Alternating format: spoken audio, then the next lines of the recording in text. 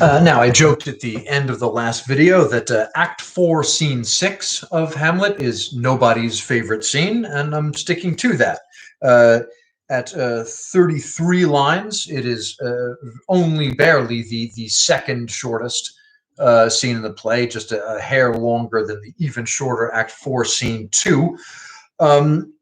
It serves, I think, mainly as a kind of palate cleanser between the very long and important Act 4, Scene 5, and also very long and important Act 4, Scene 7, just so they don't come right next to each other. It shows us Horatio receiving the letters announcing that Hamlet is on his way back. Horatio receiving the letters from the first sailor, the character whose name has become proverbial throughout theater for a small part. Though, of course, the first sailor's part is not the smallest in the play. That honor belongs to Cornelius, who only has one line and doesn't even get to say it by himself.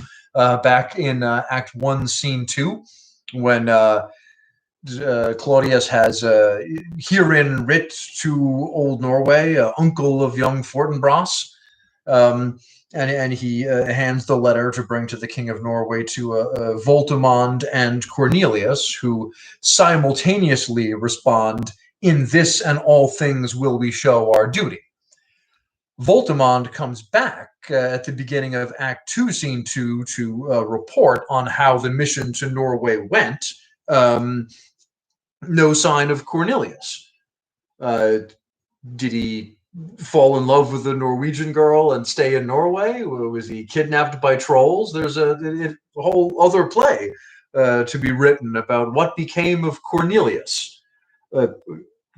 Honestly, though, why invent and name a new character that you only give one line at the same time as someone else, and then have him not return with the other guy when they come back? I mean, it's one of the places I think we can see ghosts of, or echoes of an earlier version of the play that Shakespeare wrote over.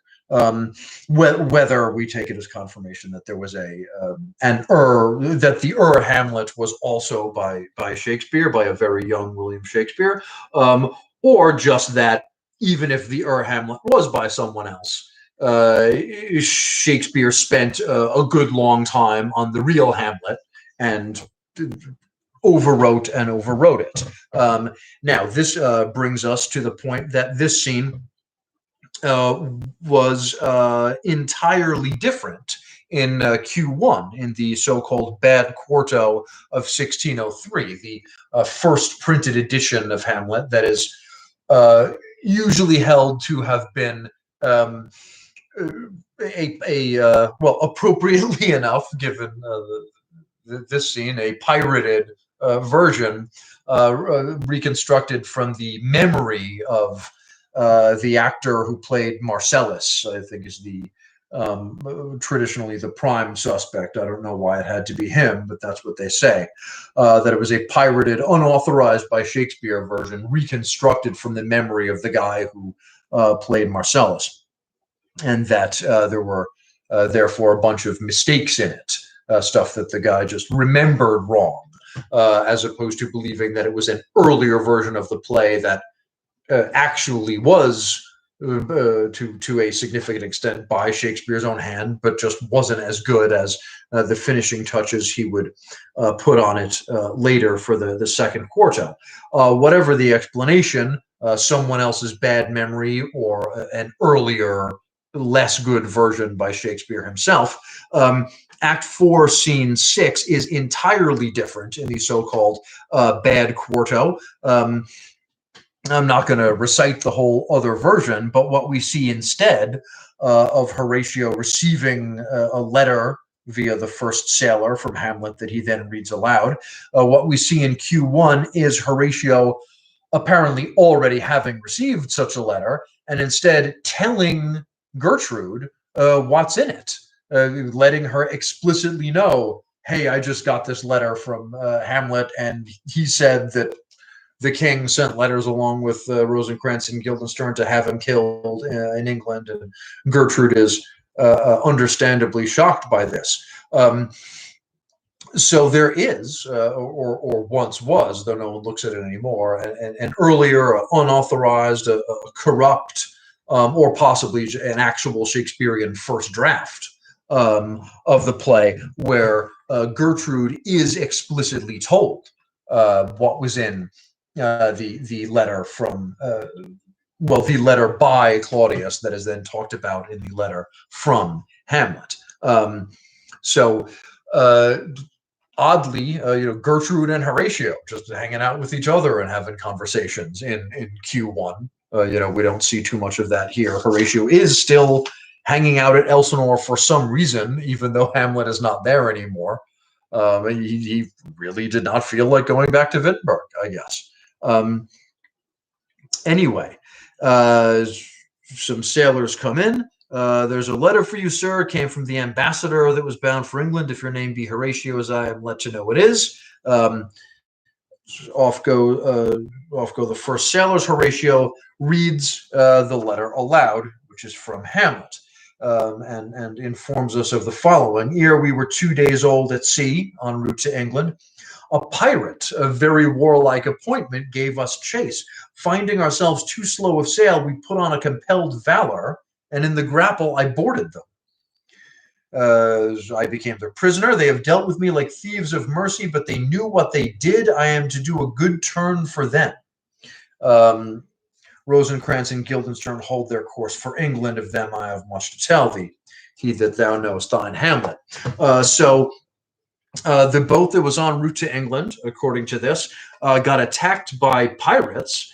And in the grapple, I boarded them. There was a sea fight, and Hamlet boarded the pirate ship. Now, it is, in addition to the fact that this is one of the more anachronistic moments in the play, Shakespeare simply not caring that this is supposed to be set in the Middle Ages, when there were not pirates in the sense that there were in his own time, the late 16th and early 17th century. I mean, heck, if anything, these people are Danish. They were the pirates, right? The Vikings would have been in the Middle Ages the people you had to watch out for at sea, not buccaneers in the sense of the early modern period. But in any case, in this play, there are pirates, historically accurate or not. And there are fights with pirate ships of the kind we are so used to from films. Now, this image here of Hamlet, swinging on a rope onto a pirate ship with a knife in his teeth like he's Errol Flynn is a bit surprising, given that this is a guy who has had such difficulty getting around to committing violence for the whole play so far. I guess he can do it when the other guy's on the other side of a curtain, I suppose. So I guess he can do it when it's pirates also. Anyway, he talked them into giving him a ride back to Denmark. So Hamlet's on his way back, courtesy of some pirates. Interestingly, in line 20, he remarks, they knew what they did. I am to do a good turn for them. So it is specified that Hamlet owes the pirates a favor. He doesn't elaborate on what this is, whether it's a favor to be named later or whether it's already been agreed upon, and he's just not letting us know what it is. Maybe when Hamlet is king, pirates get to hang out in Denmark as much as they want without being arrested. Legalize piracy. Anyway, he as tantalizing as it is to speculate about an unspecified favor that a prince owes to pirates, let's move on. Hamlet is on his way back. Rosencrantz and Guildenstern are still on the first ship on their way to England without Hamlet. Indeed, knowing them, they may well have not even yet noticed that Hamlet is even gone.